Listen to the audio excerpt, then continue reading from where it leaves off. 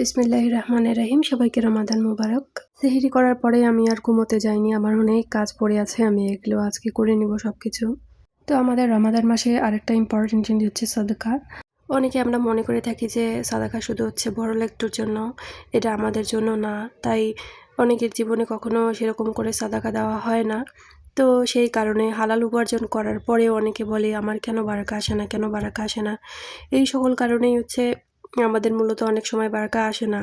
কারণ আমরা যত অল্পই ইনকাম করি না কেন, আমাদের তার থেকে কিছুটা হলেও যতটা আমাদের হচ্ছে পারি, একদম সামান্য পরিমাণ হলেও আমাদেরকে আল্লাহর নামে মানুষকে, কিছু গরিব মানুষকে দান করতে হবে। আর এই দান করার ফলে আল্লাহ আপনাকে হচ্ছে বাড়িয়ে দিবেন। সেটা আল্লাহর বাড়ানো ডাবলের থেকে ট্রিপল কত দিবেন আল্লাহই ভালো জানেন। আপনি নিজেও বুঝতে পারবেন যে আপনার জীবনে বারাকা আসছে ইনশাআল্লাহ। আমরা হচ্ছে 10 টাকা থেকে শুরু করতে পারি, তারপরে আমরা যত টাকা নিজের পকেট থেকে বের করতে পারবো আমাদের সামর্থ্য অনুযায়ী আমরা হচ্ছে দান হয়তো আমরা প্রত্যেক দিন দিতে পারি, না হলে সপ্তাহে একদিন, না হলে মাসে একদিন, না হলে 6 মাসে একদিন। কিন্তু আমাদের যত কম সামর্থ্য হোক আমাদের হচ্ছে আমাদের পকেট থেকে কিছুটা টাকা বের করতে হবে। আমাদের বাড়ির মেয়েদের হাতে তো কিছু টাকা থাকেই, যেমন হাত খরচের কিছু টাকা, তার থেকে আমরা প্রত্যেক শুক্রবার করে যত কমই হোক আমরা হচ্ছে বের করতে পারি। আজকাল শহরে থাকা অনেক এক্সপেন্সিভ, পানি থেকে শুরু করে আপনাকে কারেন্টের বিল, গ্যাস সব কিছুই কিনতে হয়। রুম থেকে মানে বাইরে পা রাখলে টাকা শেষ, গাড়ি ভাড়া সব কিছু মিলিয়ে কি আর বলি। গ্রামে থাকলে যেমন অনেক সুবিধা, চাল থেকে শুরু করে অনেক কিছু আমরা বাড়ি থেকে পেয়ে যাই, আর এরকম এক্সপেন্সিভ থাকে না গ্রামে। এই ব্যাঙ্গালোরের মতো জায়গায় মানে বসবাস করা খুবই কঠিন, আর এত টাকা উড়ে আর কি বলবো।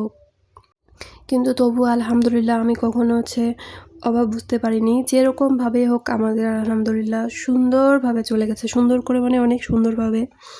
আমার কখনো মনে হয়নি যে এটা নেই ওটা নেই, সব কিছু আলহামদুলিল্লাহ সুন্দর করে ম্যানেজ হয়ে যায়।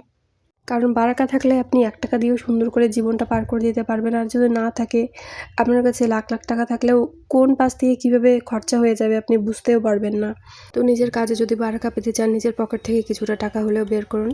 আর আমি আজকে 3টে হচ্ছে ইম্পর্টেন্ট সাদাকা সম্পর্কে বলবো, যেটা একদম লাইফ চেঞ্জিং ইনশাআল্লাহ। এই 3টি সাদাকার মাধ্যমে আপনার যে চিন্তা থাকে সবসময়, লাইক হচ্ছে আপনাদের টাকা এত ইনকাম করেন কিন্তু কোথায় চলে যায় আপনারা বুঝতে পারেন না, আর জীবনে কোনো বারাকাও আসছে না। তো ইনশাআল্লাহ এই সাদাকার মাধ্যমে সব কিছু ঠিক হয়ে যাবে। নাম্বার 1 হচ্ছে নিজের জানের সাদাকা। আমরা আজকে কেউ এই সাদাকাটা দেই না। আমাদের জীবন আমাদের কাছে অনেক বেশি ইম্পর্টেন্ট, কারণ আমাদের শরীর যদি সুস্থ থাকে তবেই না আমরা কাজ করতে পারবো, আর হচ্ছে আমরা ইনকাম করতে পারবো।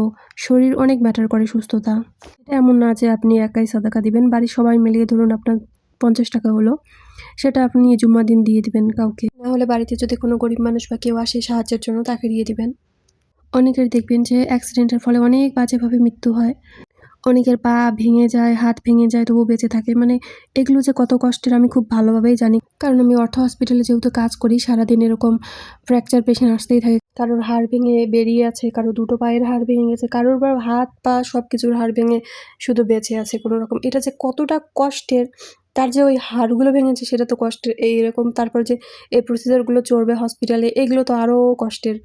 মানে তার মনে হয় একটা বছর যে কীভাবে যাবে। যার ভেঙেছে সেই খুব ভালো করে জানে। সারাদিন শুয়ে থাকা একটা রুমের ভিতর, সারাদিন ইনজেকশন। আমি যদিও বা হসপিটালে কাজ করি, কিন্তু আমার হসপিটালে থাকতে একদমই পছন্দ হয় না, একদমই না। কারণ সেখানে থাকা মানে পেশেন্ট হিসেবে খুবই কষ্টকর।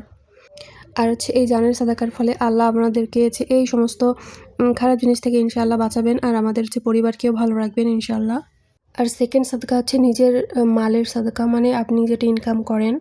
আপনারা অনেকে হচ্ছে সংসার, বাচ্চা-কাচ্চার টিউশন, স্কুল ফি সব কিছু দিয়ে তো অনেকে টাকা জমানোর কথা ভাবেনই না। তাদের জন্য হচ্ছে ইনশাআল্লাহ আপনারা কিছু টাকা দেখতে পারবেন মাস শেষে। আর 3 নাম্বার সাদাকা হচ্ছে আমাদের খুশি সাদাকা। আমরা জীবনের কোনো মোমেন্টে যদি অনেক খুশি হই বা কিছু পাই, তাহলে আমরা সেটার সাদাকা অবশ্যই বের করব। কারণ হচ্ছে জানেনই তো কেমন নজর লাগে খুশির উপর। তো তারপর সব কিছু যতটা খুশি ছিল তার থেকে দ্বিগুণ খারাপ হয়ে যায়। তো আপনি হচ্ছে যে খুশিতে আল্লাহকে স্মরণ করবেন, সেই খুশিতে কারো নজর লাগবে না ইনশাআল্লাহ। আর আপনার খুশিটা বজায় থাকবে। তো আপনারা ভালো থাকবেন, আমার জন্য দোয়া করবেন। আজকে এই পর্যন্তই। আসসালামু আলাইকুম।